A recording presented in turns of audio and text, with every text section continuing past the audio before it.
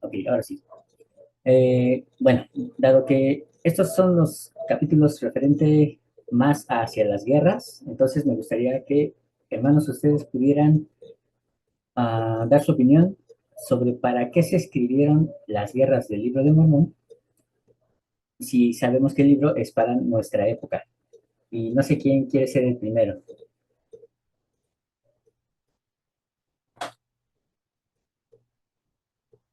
Adelante, hermano Enrique. Y después, hermana Elsie. Ah, lo que yo he encontrado, más bien orientado por otros comentarios acerca de las guerras, puede uno imaginar entre tanques, ametralladoras, bombas, pero lo que yo he encontrado es que es una guerra personal, puede existir, una guerra en mi pueblo, una guerra dentro de la iglesia, en mi barrio, y no precisamente de armas, ¿no? Sino una guerra con el que ha iniciado todas las guerras y no descansan, desde la guerra de los cielos. Y lo que en este estudio de Ben Sillem, por consejo de alguien, trato de buscarle las estrategias para poder vencer, soportar, um, para combatir a la guerra, sea donde sea. Entonces, sí he encontrado dos, tres cosas que son aplicables a mí. Sí. Ese es mi comentario. Muchas gracias, hermano. Hermana Elsie, adelante. A leer el libro de Mormón en todo este año, y ya estamos a agosto. ¿Qué nos habla del libro de Mormón? Siempre nos aconseja que nos arrepentamos. Para llegar a la presencia del Padre Celestial debemos arrepentirnos, ¿no? Uno. Eh, Analizando el libro de Mormón, pues yo pienso que todo el mundo ha leído el libro de Mormón y ha tomado del libro de Mormón lo que les conviene o para su propio molino. Viendo la actualidad de la vida, y lo que yo leo en el libro de Mormón, lo que está pasando a nivel mundial o simplemente en mi país. Pero también podrían ser las guerras espirituales que nosotros tengamos, los desafíos que tenemos nosotros, cómo, cómo afrontamos nuestras propias batallas o nuestras propias emociones hacia otras personas.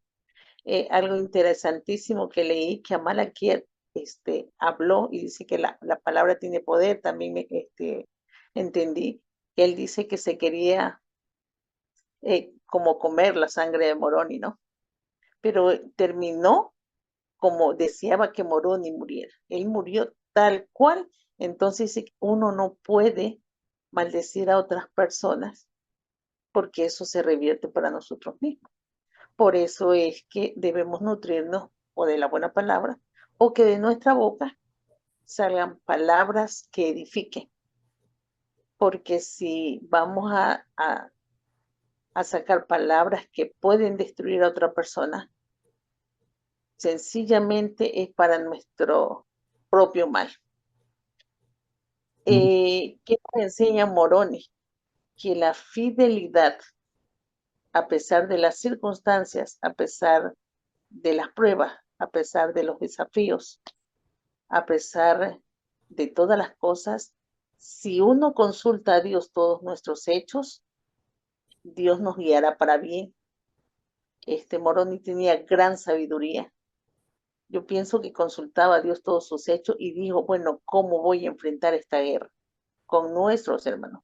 Y él fue muy claro y preciso. No quiero derramar sangre, pero si hay que hacerlo por, por nuestra fe, por nuestra religión, hay que hacerlo, ¿no? Ahí me hace acordar lo que en primeras, las primeras escrituras del libro de Mormón, pues mejor es que se muera uno a que se destruya toda una nación, ¿no? Y a veces lo que está pasando en mi país así, ay, pero en mi país tienen que morirse algunos. Pero bueno, por todo lo que está pasando, ¿no? El poder, cómo nos envanecemos en el orgullo, cómo nos envanecemos en la ira. Yo he aprendido que el orgullo, la ira, el rencor nos mata o silenciosamente nos estamos matando a nosotros mismos porque no le hacemos daño a las demás personas, sino a nosotros mismos. Yo estoy agradecida por el conocimiento, el poquitico, porque no es que tengo gran conocimiento, yo creo que el conocimiento a veces me agobia, pero lo poco que Dios me ha mostrado me, me, me hace de que mi testimonio sea más fuerte y agradecida. Es lo que, en poco, el resumen de esta clase. Bien, Muchísimas gracias. gracias, hermana. Hermana Eugenia. Este, bueno, yo he leído el libro de Mormón y siento que varias personas también así lo han hecho. Y cada vez que lo vuelvo a leer o a escuchar, me percato que eso no lo había visto, pero lo que me impacta es desde que Leí sale y vienen con sus hijos con la mano y Lemuel y ve el árbol. O sea, ellos empiezan bueno, desde el viaje empiezan a hacer con este Nefi en el barco, cuando lo amarran. O sea, son malas personas. Y así, al paso del tiempo, seguimos siendo malas personas. O sea, no entendemos. El Señor nos arrepentimos y prometemos que vamos a portarnos bien, mas sin embargo, vuelve a pasar lo mismo. Hay una parte donde dice que l- la, los nefitas, no sé quién, la verdad, no quiero, dejaban sus herramientas y llegaban, o sea, no podían dejar sus herramientas de trabajo afuera porque llegaban y se las robaban. Y es lo que pasa acá igualmente. O sea, dices, espérame tantito. Hace rato que estaba viendo las noticias, yo quedé así como que traumada, que dices, ¿qué está pasando con todo el mundo? Porque en todas partes hay delincuencia, hay cosas malas, pero también hay cosas buenas. Y algo, yo no sé qué tan cierto que sí es cierto o no es cierto, pero a mí por los documentales que he visto y por las personas que han viajado allá que me han compartido, a mí el país que yo admiro, la verdad, es Japón, que si alguien hace algo indebido, luego justicia, la gente no tira la basura. ¿Por qué? Porque la basura es de ellos, se la llevan a sus casas. Una, dos, los asientos reservados los respetan para la tercera edad. No que aquí llegan y hay un asiento reservado y los jóvenes se sientan y se los piden para una persona a mí y se ponen groseros. Es lo que me han comentado.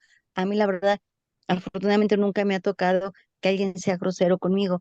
He pedido el asiento para otras personas de buena manera y sí, se los han dejado y la gente ha sido amable, pero hay gente que me dice, usted corrió con suerte porque la gente es grosera. Entonces, digo, pues que deberían de ser como en Japón que respetan.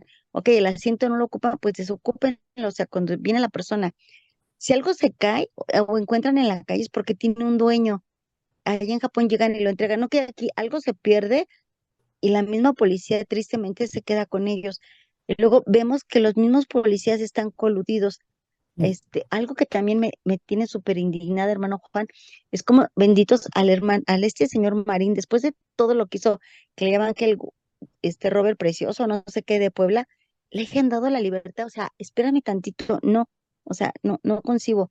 Entonces yo creo que a veces, yo soy más pecadora que cualquiera de ellos porque, ay, no sé, yo digo, es que les hubieran dado la silla eléctrica, o hubieran hecho esto, o ya hubieran pasado una ráfaga y los hubieran eliminado. Y digo, Señor, perdóname, porque creo que yo no sirvo para ver noticias ni para estarlos viendo, porque creo que ahora sí que la que peca más soy yo, porque me hacen enojar.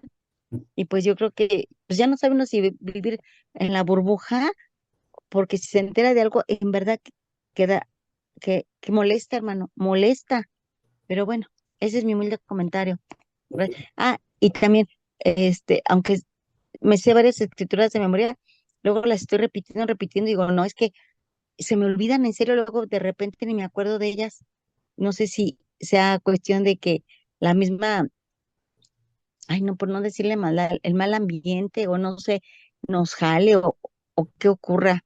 Pero bueno, gracias, hermano Juan Carlos, por haberme permitido desahogarme. Gracias. Gracias, hermano, por compartir esto.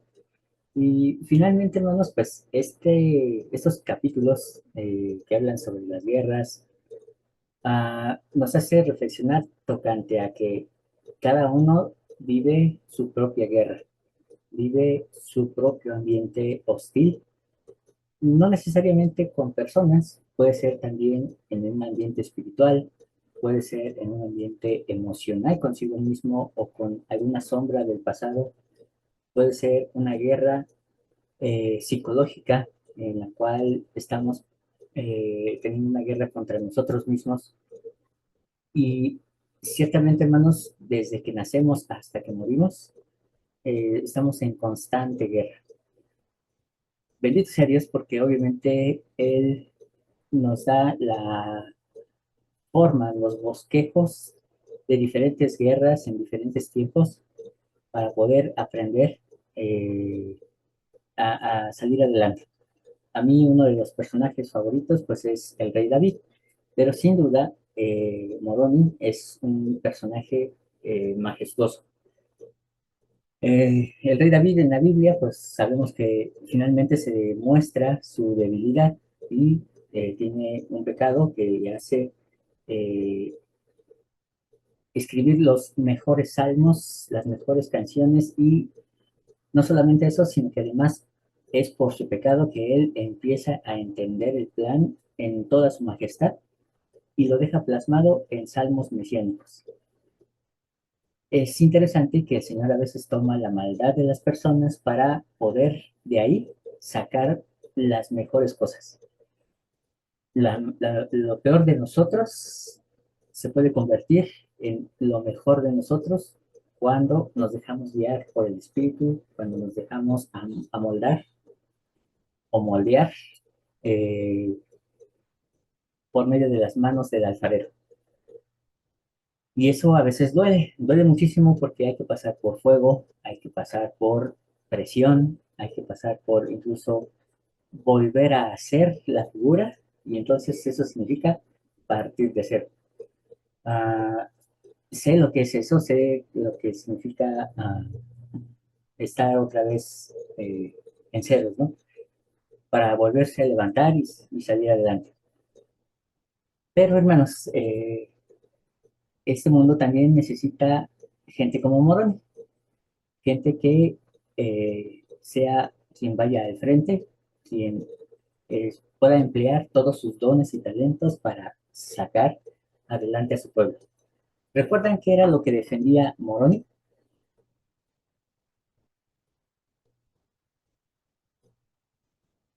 Y esto es sumamente... Moroni defendía Perdón, su religión, ajá. su familia, sus esposos, sus hijos, su Uh-huh. libertad y a Dios, ¿no? Así es. Entonces, ahí nos muestra claramente lo que es incluso una de las enseñanzas principales del pueblo de Israel. Actualmente sabemos que los judíos están en guerra, Israel contra Palestina, o viceversa, ¿no? Pero finalmente el pueblo de Israel, por lo menos desde 1948, que se establece como nación, hasta el día de hoy, no ha hecho un ataque contra otras naciones. A no ser que ellos ataquen primero, pero esa es la política que ellos han recibido a través de la enseñanza de la Torah. Y me parece interesante que es Moroni quien refleja de manera muy específica y clara esta misma encomienda, donde muestra que solamente lo hacen para defenderse. El pueblo de Dios jamás va a atacar a otro. El pueblo de Dios jamás va a buscar a otras personas para enfrentarlos y agredirlos. Entonces, ojalá y seamos pueblo de Dios, que nunca sea de nuestra mano la primera fuente de agresión. Y él solamente quería defender su libertad, su familia, su fe y, por supuesto, su libertad. Desafortunadamente, hermanos, a veces el mismo pueblo está dispuesto a sacrificar su propia libertad. Sacrificar la libertad, hermanos, pues es técnicamente sacrificarlo todo. Eh, Hay naciones que han preferido que un gobierno decida cuántos hijos deben tener, cuándo deben tenerlos, cómo deben de educarlos, y han vendido a su familia por un buen gobierno.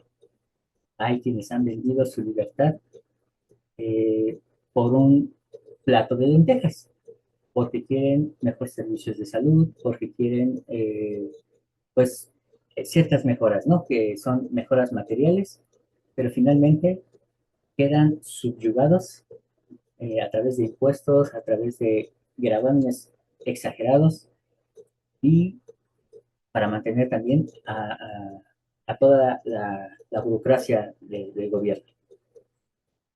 Pero, hermanos, hay un peor comercio y lo vimos un poquito cuando hablábamos acerca de Caín. El peor comercio es cuando hacemos un pacto con el diablo.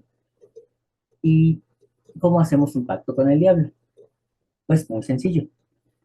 Cuando nosotros sabemos que hay que darle al Señor un día santo, dedicárselo, dedicárselo, que no es lo mismo como día de adoración, no existe el día de adoración, todos los días son días de adoración, pero un día dedicárselo para contemplar nuestros propios hechos, dar gracias y reflexionar durante la semana que comienza.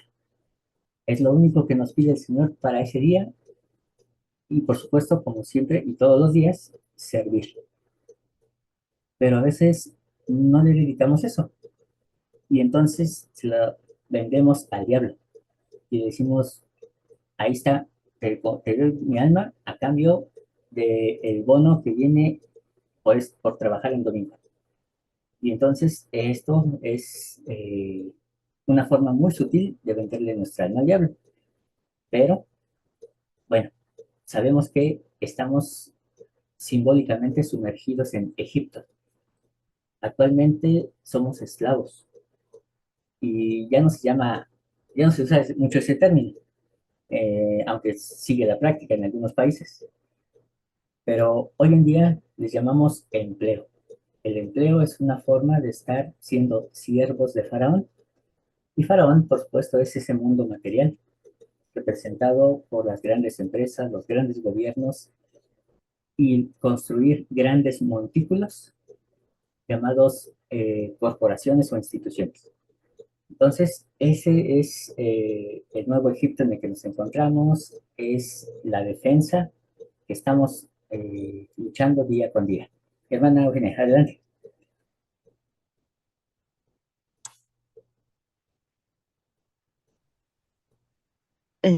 Perdón, hermano Juan Carlos, me dio la palabra, ¿verdad? Sí. Disculpe. No, lo que pasa es que le que iba a decir que lo primerito que nos empezó a decir de las luchas con nosotros mismos, que era, no era con lo exterior, sino con lo interior. Lo primerito con lo que empezó, un favor, ¿me lo puede volver a explicar? Así como dijeran, casi casi con manzanas, por favor.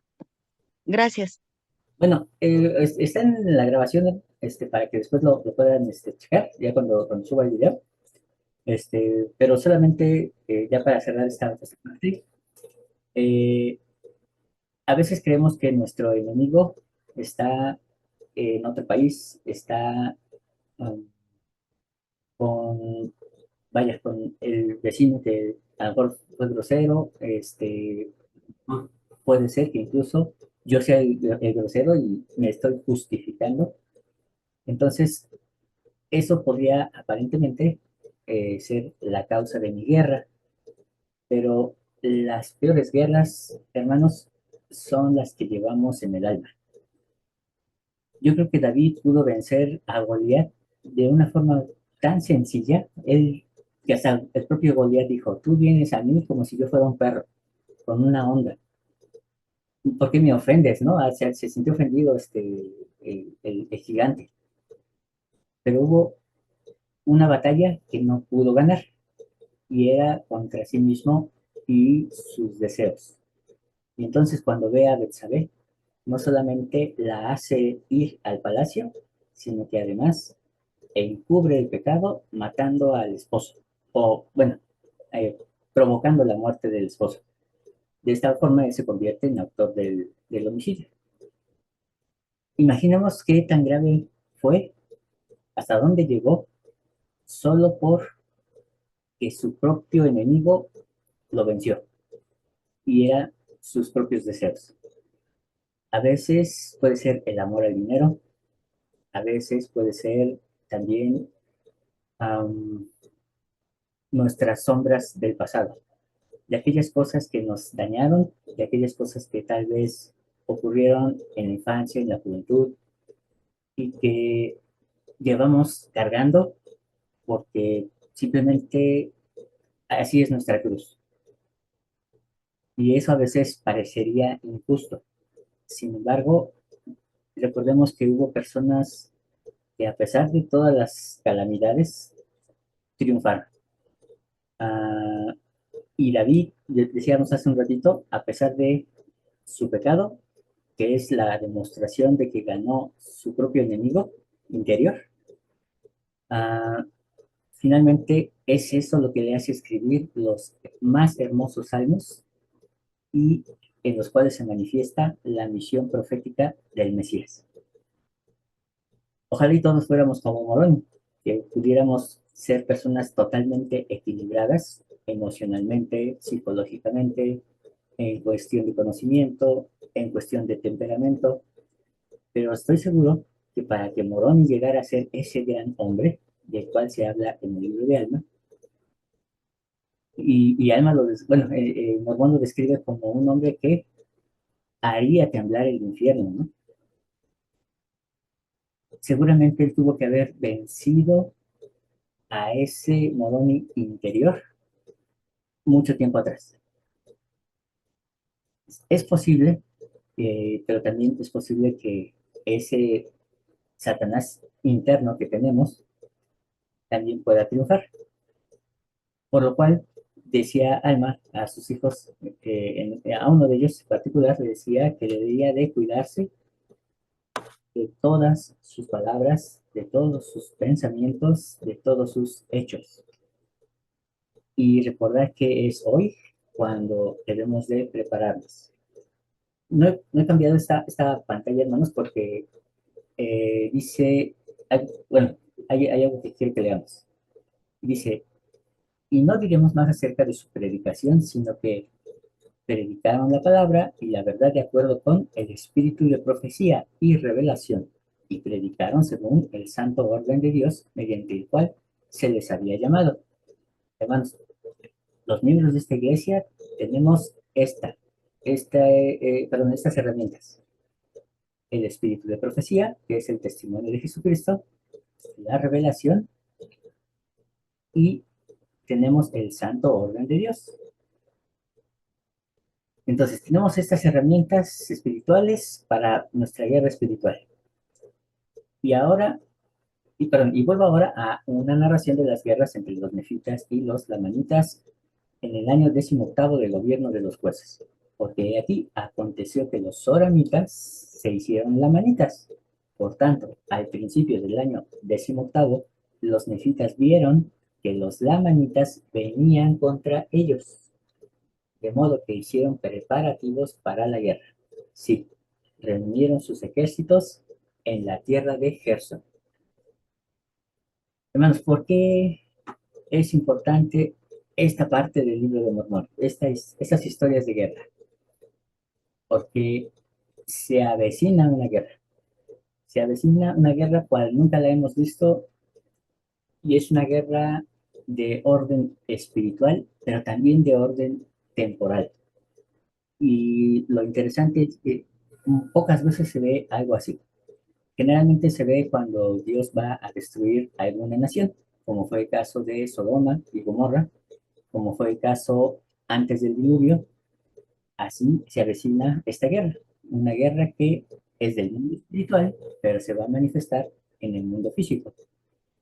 Y entonces dice aquí que los nefitas, es decir, el pueblo de Dios, vieron que los lamanitas, los opositores, venían contra ellos. No respondan esta pregunta, solamente es de tipo, ay, se me fue la palabra, reflexivo. Pero, hermanos, ¿ustedes tienen identificado a su enemigo? ¿Saben quién es el que está dentro de ustedes? Aquel de que realmente, de quien realmente deberíamos de estar cuidándonos. Y dice, de modo que hicieron preparativos para la guerra. Entonces, la gran pregunta es, ¿cómo nos estamos preparando para esa guerra? Esa guerra que se avecina, en la cual será dirigida por el personaje que habíamos hablado, que es llamado el Anticristo. Pero más allá de hablar de un personaje, estamos hablando de una guerra, donde hay muchos participantes, gobiernos, gente de a pie, gente común, que seguramente creen que su causa es justa. Ojo, y por eso quise abrir la carta de Judas, porque Judas nos habla de esta guerra de los últimos días, pero que ciertamente ya se manifestaban algunas características desde su tiempo. Imagínense cómo hemos avanzado. Permítanme leer solamente algunos versículos. Judas, siervo de Jesucristo y hermano de Jacobo, a los llamados santificados en Dios el Padre y guardados para Jesucristo. Misericordia y paz y amor os sean multiplicados. Y pensamos que Judas es una carta que fue escrita a nosotros. Amados, por el gran deseo que tenía de escribiros nuestra común salvación, me ha sido necesario escribiros para exhortaros a que luchéis enérgicamente por la fe que se ha dado a los santos, porque algunos hombres han entrado encubiertamente, los que desde antes habían sido designados para esta condenación, hombres impíos, que convierten en disolución la gracia de nuestro Dios y niegan a Dios, el único soberano, y a nuestro Señor Jesucristo. Entonces, ya de entrada nos dice que son encubiertos, que ya están entre nosotros, que niegan a Dios y a Jesucristo. Evidentemente, hermanos, para poder atentar contra el reino de Dios, para atentar contra los santos, para ser un disidente del pueblo de Dios, ciertamente se necesita tener la idea de que Dios es ficticio, de que en realidad no hay tal Dios. Por eso pierdo el temor de luchar contra él. Quiero pues recordaros, ya que alguna vez habéis sabido esto, que el Señor, habiendo salvado al pueblo sacándolo de Egipto, después destruyó a los que no creían, ojo, y a los ángeles que no guardaron su estado original, esto está hablando antes del diluvio, sino que dejaron su propia morada, los ha guardado bajo oscuridad en prisiones eternas hasta el juicio del gran día. Así también Sodoma y Gomorra y las ciudades circunvecinas, las cuales, de la misma manera que aquellos habiendo fornicado y seguido vicios contra la naturaleza, fueron puestas como ejemplos al sufrir el juicio del fuego eterno. De la misma manera también estos soñadores mancillan su carne y menosprecian la autoridad y vituperan las potestades superiores. Entonces, primera manifestación, reto al obispo, reto a nuestras autoridades generales. Esa actitud de demostrar que son hombres y que son más que infalibles, que son personas que mienten, que pecan, mostrar la debilidad de las autoridades. Cuando surge eso, hermanos, obviamente es para dividir, no es porque realmente quieran atacar a los líderes, sino porque quieren dividir al grupo y entonces, a través de la división, causar que todos bajen la guardia, que se sientan vulnerables y entonces, como dice el dicho, dividir y vencer. Pero aquí noten algo, y esto tiene que ver con lo que comentaban hace un ratito. Pero cuando el arcángel Miguel argumentaba con el diablo, disputando con el cuerpo de Moisés, no se atrevió a pronunciar juicio de maldición contra él, sino que dijo, el Señor te reprenda. Entonces, ¿cómo saber si una persona no es, o vaya, está trabajando para el enemigo? Es muy fácil a través de esto que está mencionando Judas, porque nos muestra que el arcángel Miguel, teniendo autoridad de Dios, estando en lucha frente a frente, dice que no se atrevió a pronunciar juicio de maldición. Ni siquiera le dijo una majadería, sino que todo se lo dijo con muy buenas palabras y solamente pronunció, el Señor te reprenda. Miguel, el gran comandante de los ejércitos, le dijo al diablo, el Señor te reprende. Nosotros cuántas veces hemos dicho alguna mala palabra, hemos expresado algún mal sentimiento a través de nuestras palabras con causa justificada. Le decimos, es que en verdad me insultó y yo le contesté. Bueno, pues Miguel nos demuestra que no es correcto. Ninguna mala palabra nos traerá de vuelta algo bueno. Y hace rato lo mencionaba, creo que fue hermana Elsie y hermana eh, Saldaña, quienes nos decían, cuando nosotros decimos algo malo, cuando en medio de nuestro enojo se expresa nuestra indignación, finalmente, hermanos, no va a regresar justicia, va a regresar indignación. Y entonces es contestar mal por mal. Y ciertamente lo que sembramos se cosecha. Mm, Yo soy la persona menos indicada para decir estas cosas, quiero aclarar, porque soy una persona que además de ser enojón, soy muy mal hablado. Pero estoy consciente, hermanos, estoy sumamente consciente de que cuando nosotros decimos o lanzamos alguna maldición contra alguien, lo único que hacemos es estar generando maldición contra nosotros mismos. No hay tal cosa como escupir al aire o hacia arriba y pensar que le va a caer al enfrente. Si escupimos para arriba, nos cae a nosotros mismos. Entonces, no debemos, aun cuando sea justo o aparentemente justo.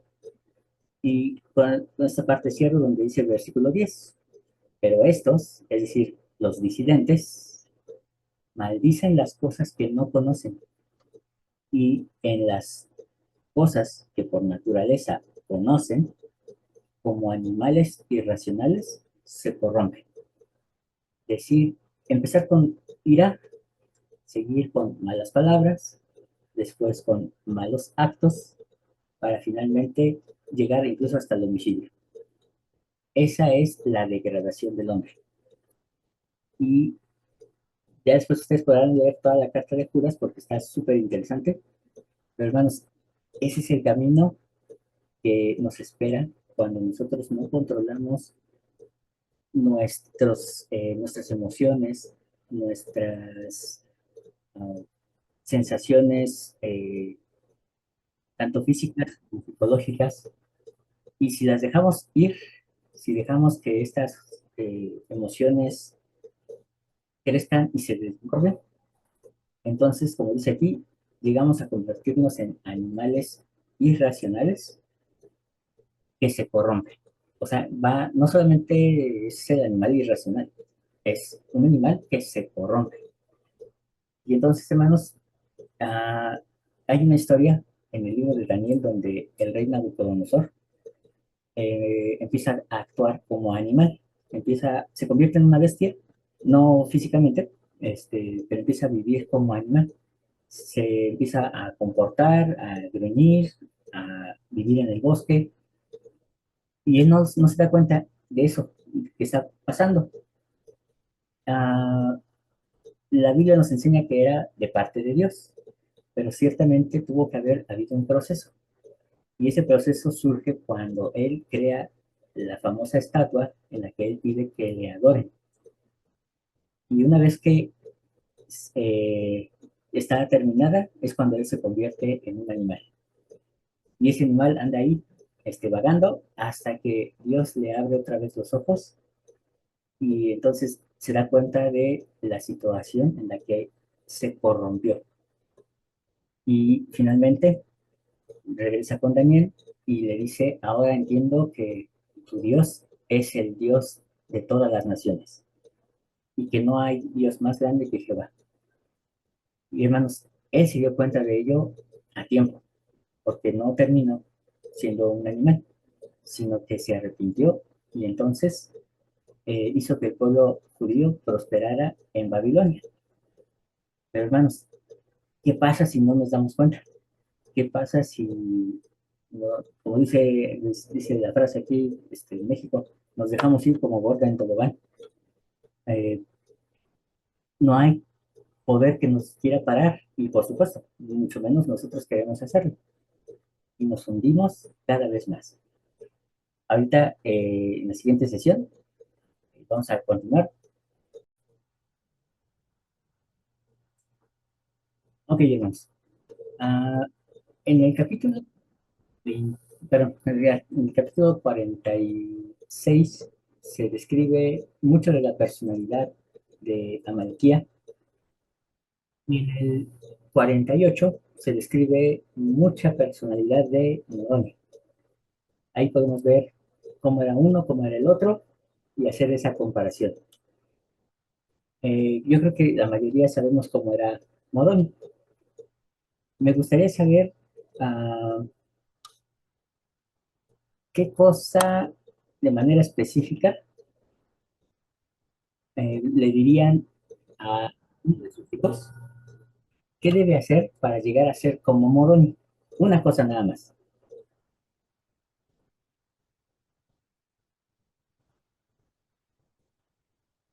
¿Qué debe hacer uno de sus hijos? Que se les venga a la mente de sus hijos, si tienen hijos, y si no tienen, pues, ¿qué le dirían al maestro para llegar a ser como Moroni? Pero una sola cosa,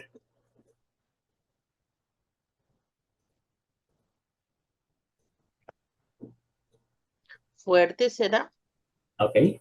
Que sea fuerte, fuerte físicamente o en algún otro aspecto, ¿no? tal vez fuerte en tomar en las decisiones que él tomó, porque él tomó decisiones muy acertadas. Ah, ok, muy bien. Ok, entonces que sea alguien con convicción. Ok, excelente, hermano. Hermana Eugenia. Ah, es que no encontraba el micrófono, que se acerquen a sus creencias hacia nuestro Padre Celestial, Ah, muy o bien. sea, que se acerquen, agarren del Evangelio de la barra, de, de un ser supremo, de que existe un Padre Celestial y de nuestro Señor Jesucristo, de su hermano. Gracias. Ok, excelente, hermana, muchas gracias. ¿Alguien más le gustaría aportar un consejo, así como una sola cosa que le dirían a alguien para que llegue a ser semejante a Moroni? Que sea honorable. Ah, excelente, muy bien, hermana, gracias. Y, Que sea fiel. muy bien. Y bueno, por cierto, acuérdense que fidelidad es en realidad lo que significa fe en hebreo. La palabra fe, cuando decimos fe en Jesucristo, en realidad debería de entenderse como fidelidad a Jesucristo. Eh, y entonces fe es algo más que simplemente creer. Eh, Gracias, hermanos, por estas aportaciones que han hecho. Eh, ¿Por qué les hago esta pregunta, hermanos? Porque obviamente Les decía hace un ratito, suena fácil decir que debemos ser como Morón, ¿no?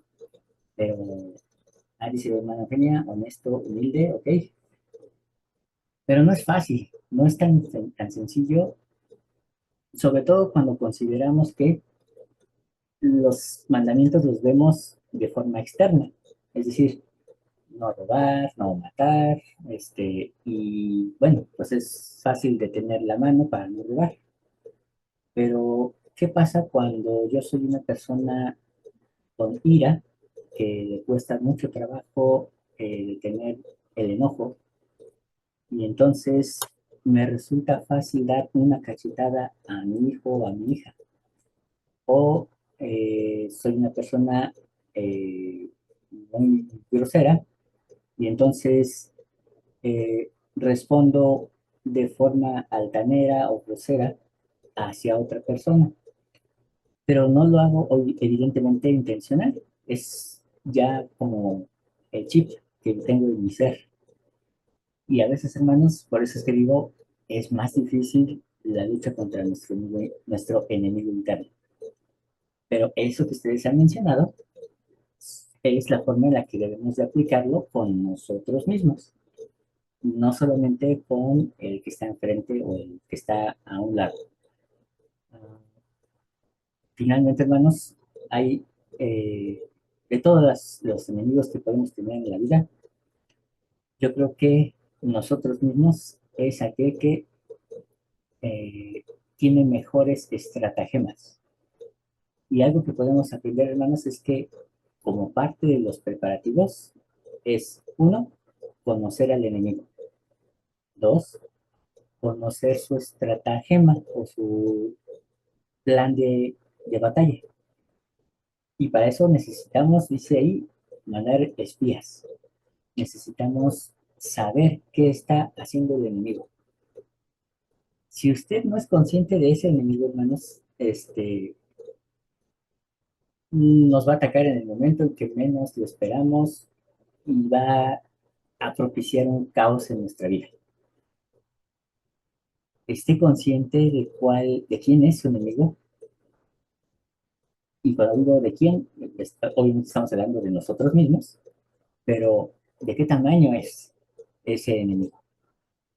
Ah, nos, Hay un principio que nos está mostrando el libro y que es bien importante, que cuando los disidentes se van, se unen a los enemigos, a los que ya existían.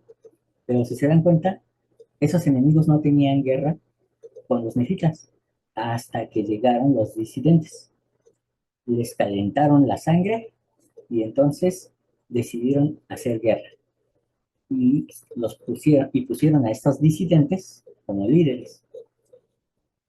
El principio que nos enseña El Salvador cuando dice que sale un demonio de la persona, pero va por otros 7 y regresa porque la casa ya está barrida y limpia.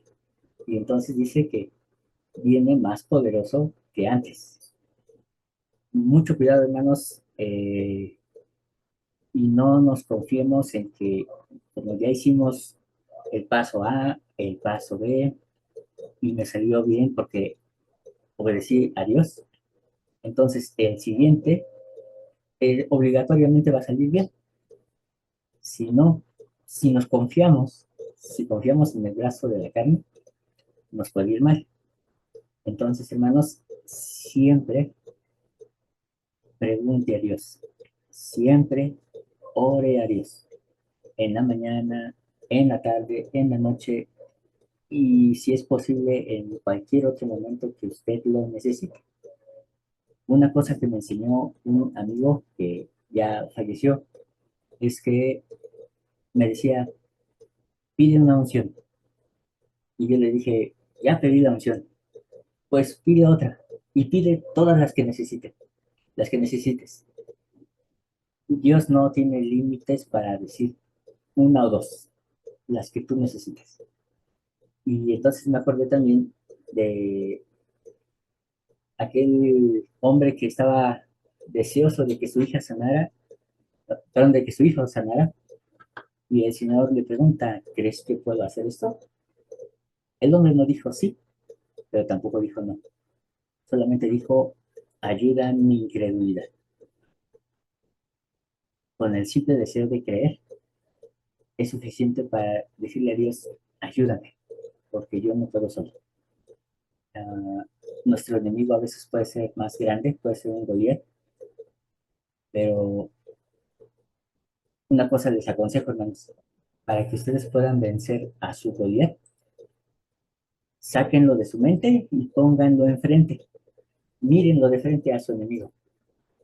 Eh, Psicólogos dicen, pónganse un espejo y hablen con ustedes mismos. Si es así, está bien, pero si no, simplemente en su mente ponga a su enemigo adelante para que lo vea, para que sepa quién es y cómo es su estatura, su tamaño, eh, ver sus puntos fuertes y ver sus puntos de flaqueza. Pero usted tiene que luchar, no se deje vencer. Ah,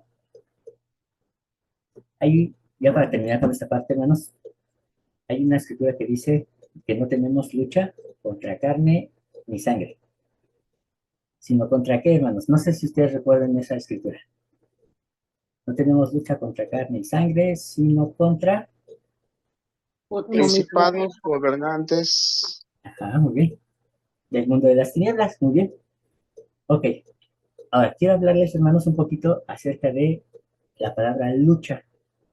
La palabra lucha que se utiliza en ese pasaje es lo que nosotros hoy en día conocemos como la famosa lucha grecorromana, en donde se pelea cuerpo a cuerpo y hasta que es vencido y el enemigo toca la espalda y entonces se hace el conteo y si no se levanta, pierde.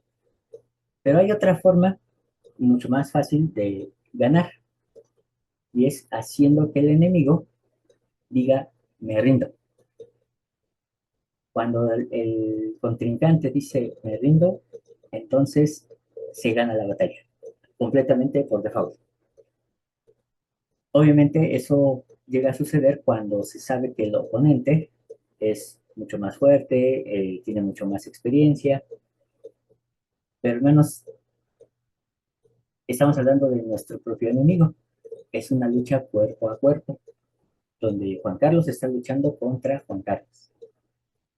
Y si yo le grito a él, me rindo, entonces el Espíritu ya no tiene más que hacer. Dice el Espíritu de Dios, deja de luchar también. Y entonces quedamos a nuestras propias fuerzas.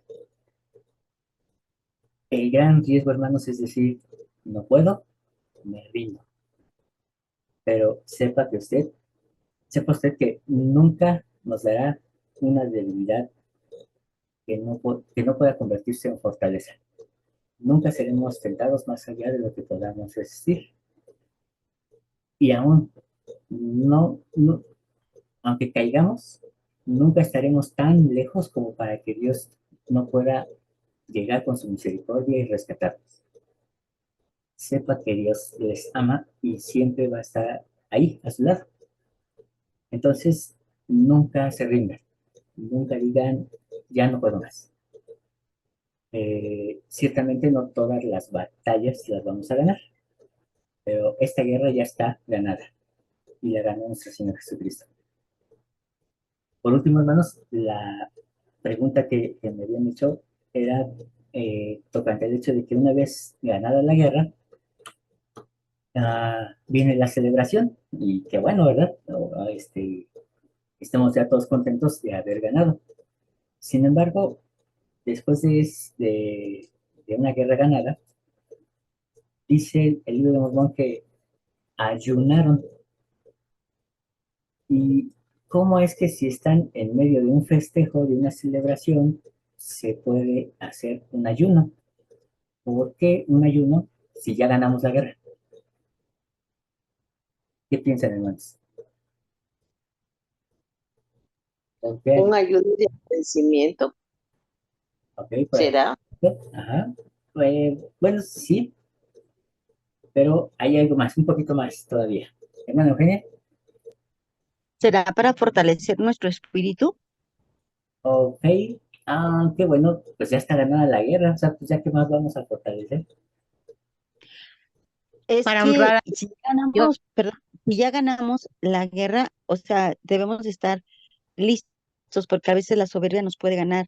O sea, debemos de estar prestos o podría ser Bien, que debemos de ser más humildes.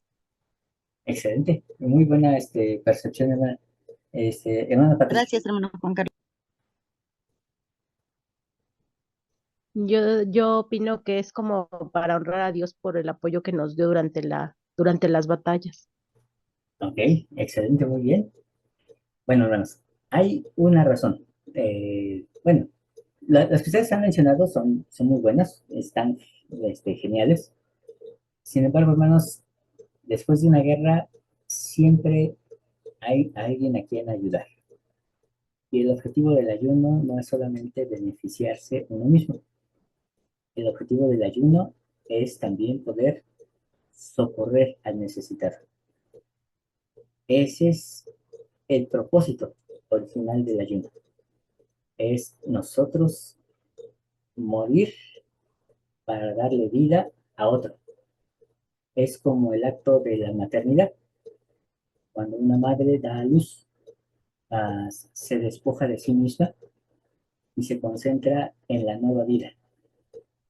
De la misma manera, nuestros ayunos es despojarnos de nosotros mismos, es precisamente negarse uno mismo y tomar su cruz.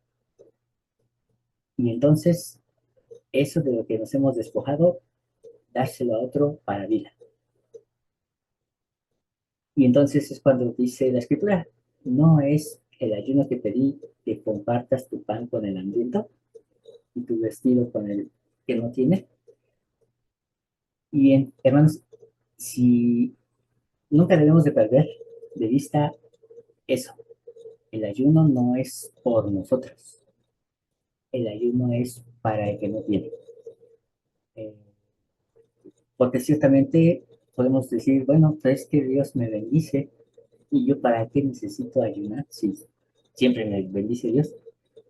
Uh, y bueno, me gustó también lo que decía la hermana Eugenia, o sea, a veces somos tan arrogantes que decimos, uh, soy favorecido del Señor.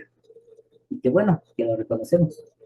Pero llega un punto en el que me paro en el altar de los oramitas y empiezo a decir, gracias Dios, porque me has hecho mejor que mis hermanos, porque me haces más digno de estar cerca de ti que a ellos. Y entonces, hermanos, no sabemos en qué momento ya cruzamos la línea. Entonces, esa es una muy buena técnica también, emplear el ayuno para recordarnos nuestra humildad y saber que aún ganada la guerra, debemos tener los pies en la tierra. Ah, ya finalmente, hermanos, ya para terminar, solamente les comento de un hombre llamado Amalek. Su historia se encuentra en Éxodo 17.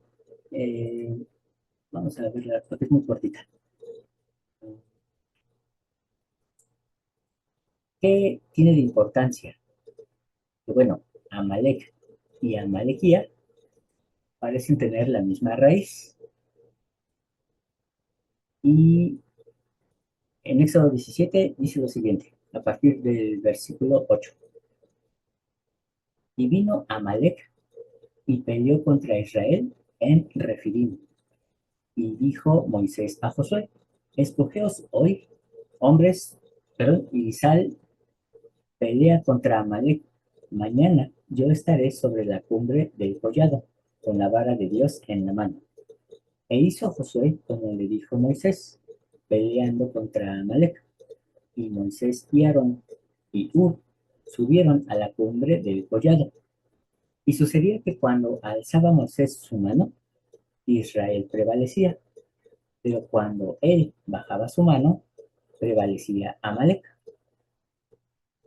Y a Moisés le pesaban las manos, por lo que tomaron una piedra y la pusieron debajo de él, y se sentó sobre ella, y Aarón y Hur sostenían sus manos, uno de un lado y el otro del otro. Así hubo en sus manos firmeza. Es otro sinónimo para la palabra fe en hebreo. Hasta que se puso el sol.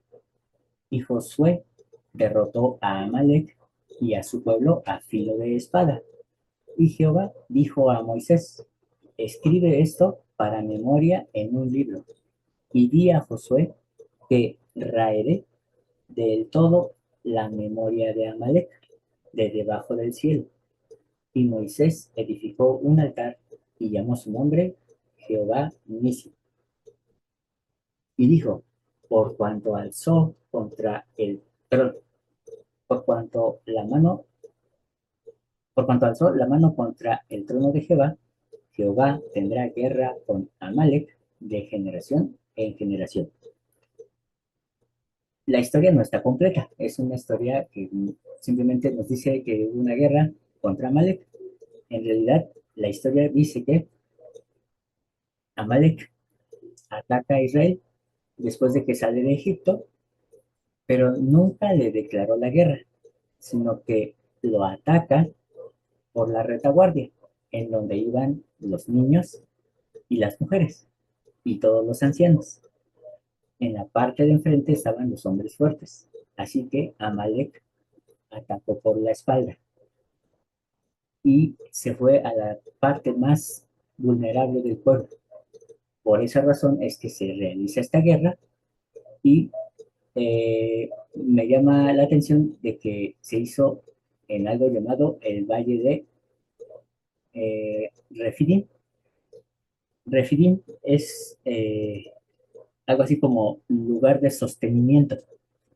Es el lugar donde podemos decir que Moisés fue sostenido.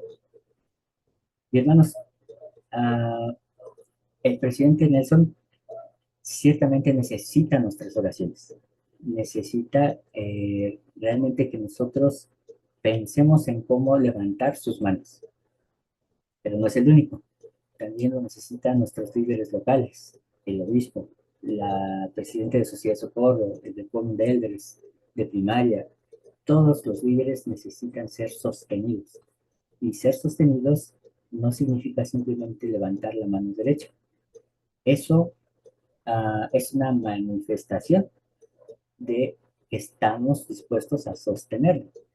El sostenimiento realmente ocurre cuando aportamos a su forma de administrar y ministrar. Pero cuando nosotros creemos que podemos hacerlo mejor, entonces a veces eso nos hace ser engreídos y retener nuestro esfuerzo por sostener a nuestros líderes. Y no se diga en casa. En casa también, papá, mamá, a veces necesitan ser sostenidos. Y muchas veces como hijos nos desentendemos porque simplemente mamá es fuerte y papá también. Pero todos necesitamos en algún momento ser sostenidos. Y yo en lo personal les agradezco a ustedes porque ustedes me han sostenido y han sido mi fortaleza.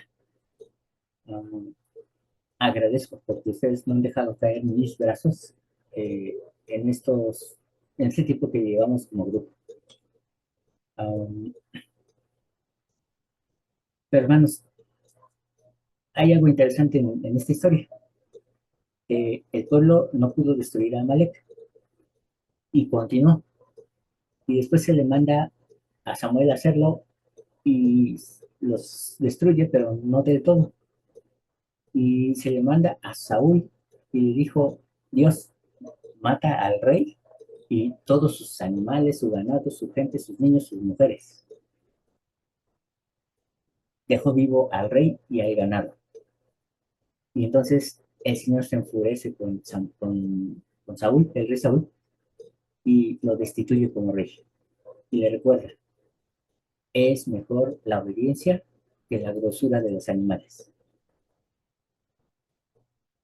A raíz de que Saúl no logra vencer, entonces se forma un grupo peculiar entre los hijos de Amalek.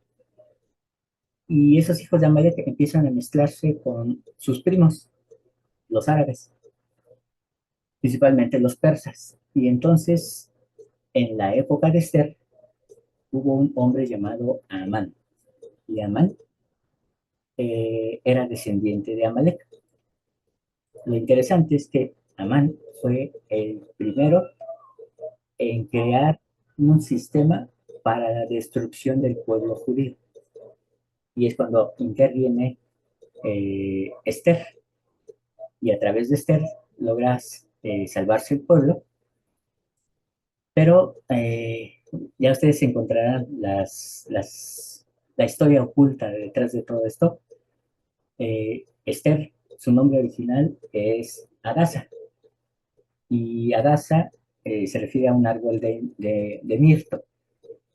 Actualmente en las bodas se usa ese mirto como adornos para las bodas porque representa la fidelidad, precisamente, y también representa, la fertilidad.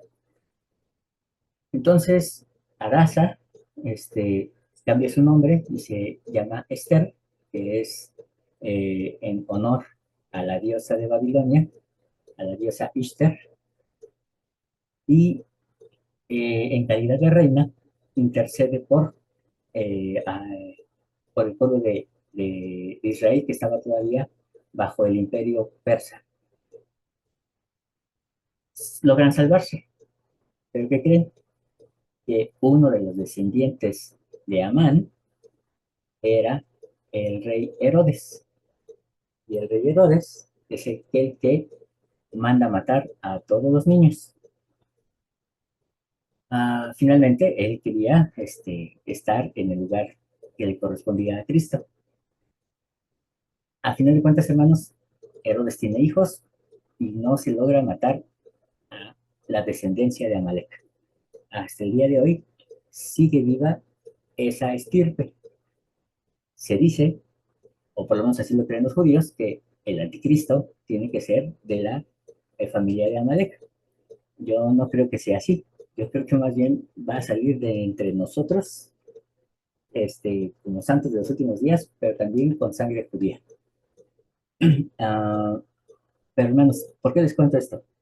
Porque Amalequía y Amalek tienen la misma raíz.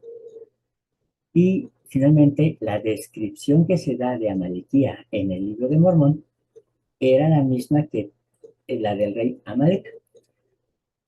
¿Y quién es Amalek? Amalek es el nieto de Esaú, el hermano de Jacob. Entonces, hermanos, ¿qué quiero decir con esto? Que finalmente en nuestra propia familia también vamos a encontrar al enemigo. No es fácil, no es fácil lidiar a veces contra quizá, no sé, algún familiar que nos hizo algún daño o que le hizo daño a algún hijo nuestro o a nuestro papá o mamá. Pero hermanos, ciertamente la justicia de Dios es grande y debemos de dejarla en sus manos. Y debemos raer, es decir, extirpar, quitar toda memoria de Amalek. Es decir, todo el rencor, todo el odio hacia la persona que nos hizo un daño, debemos de extirparlo. Y jamás se vuelva a mencionar sobre eso. Pero desafortunadamente se ha interpretado como el hecho de odiar más y mantener viva el rencor contra Amalek. No es así. Es quitar su memoria, significa quitar el rencor. Y hermano Enrique, adelante. Juan, no puedo dejar de pasar esta oportunidad para hacer esta pregunta que en una ocasión, y ahorita que mencionas, sin tanta explicación, el pueblo alemán es descendiente de Amalek. Sí. De, otra vez la pregunta, perdón.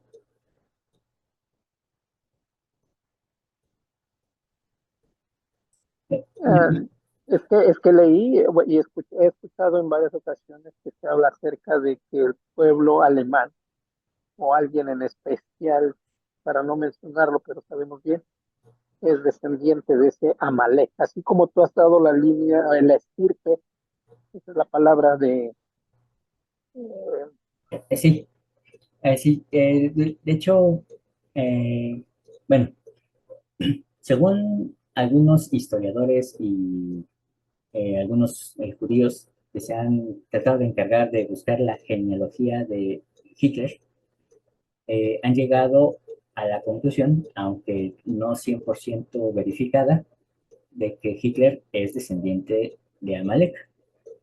Eh, lo que sí es un hecho es que parte del pueblo de Edom, que obviamente eran comandadas pues por Amalek, el nieto, viajaron precisamente hacia Germania. Y los, aquí es un buen punto, que me acabo de acordar. Los amalecitas son rubios, altos, ojos claros y sumamente robustos, es decir, totalmente anglosajones. Interesante considerando que Edom significa rojo. Algunos dicen que se refería a los árabes. Los árabes en realidad sabemos que nacen con Ismael, no con Edom, pero el rojo también es un característico color de la gente que es muy blanca. Eh, Específicamente cuando les da el sol del desierto, son de color colorado. Entonces, en realidad, sí, o sea, todo apunta a que la raza aria de Germania es descendiente de Edom. Ah, a diferencia de los amalequitas en el libro de Mormón, que al ser disidentes, pues sí, se convierten en líderes de los lamanitas, los cuales a su vez pues serán, según la historia del libro de Mormón, de piel oscura. Pero quienes causan el agravio, quienes realmente son los que llevan la mala sangre, vamos a decirlo de una forma, es esa que tiene el color blanco en su piel. Y esto lo comento porque obviamente eh, hemos muchas veces pensado que la raza negra era la que tenía el mal, y no, hermanos.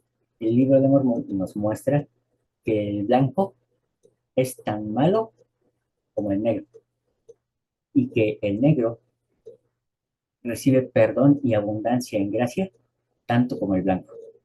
Entonces, eh, la historia nos muestra que Amalek era rubio, que la raza que se creía superior era blanca, pero para Dios no hay seres superiores. Dios se encarga de humillar al que se enaltece y enaltece al que es humilde. Entonces, eh, ahí está un poquito ese misterio de Amalek. Pero hermanos, pensemos sobre todo en que Amalek es usted mismo, pero en su versión malvada. Entonces, acabe con Amalek. Y lo comparto en el nombre de Jesucristo. Amén. amén. Amén. Amén. Bien, hermanos, pues gracias por haber estado en la clase de hoy. Y gracias por las preguntas que enviaron. Cualquier otra pregunta o comentario, adelante, estoy a sus órdenes. Eh, y nos vemos entonces el día sábado. Terminaremos con una oración. Déjenme ver si todavía tenemos tiempo. Sí, una oración breve. ¿Y quién dice yo, hermanos? ¿Quién le gustaría hacer la oración?